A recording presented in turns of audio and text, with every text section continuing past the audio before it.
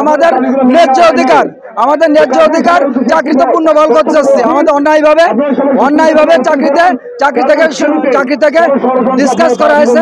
আমরা ওইটা অন্যায় মানি না, আমরা ন্যায় বিচার হবে। আমাদের দাবি একটাই, চাকরিতে পূর্ণবল শেষ। আর যারা এখনো জেলে রয়েছে তাদের জন্য আপনারা আসলে কি করছেন? যারা জেলে আছে তারা যদি নিরপরাধ হয় তাদেরকে ছেড়ে দেওয়া হোক, আর যারা অপরাধী আছে তাদেরকে বিচার করা হোক। আর যারা মারা গেছে কিন্তু জেলে থেকেই তাদের জন্য, এছাড়া যে পিলখানা হত্যাকাণ্ড ঘটেছে, মানে এই আসলে এটার জন্য আসলে আপনারা কি বিডিআর থেকে আপনারা আসলে কি চাচ্ছেন বা কি দাবি? যারা জেলে মারা গেছে তারা তো এমনি মারা যায়নি, তাদের নির্যাতনের পরে দুঃখে মারা গেছে, যেটাকে বলে সোলো পয়জন।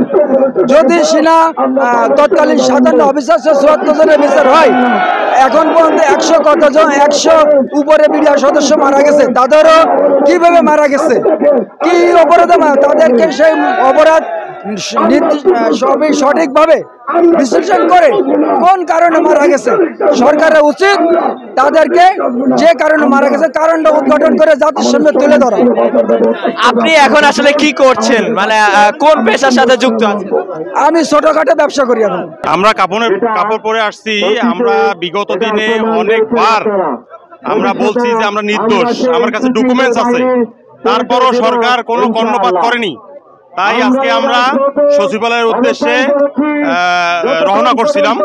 তো মাঝখানে পুলিশ আমাদেরকে ছত্রভঙ্গ করার জন্য জল কামান, যেটাকে বলে, পানি নিক্ষেপ করছে, গরম পানি।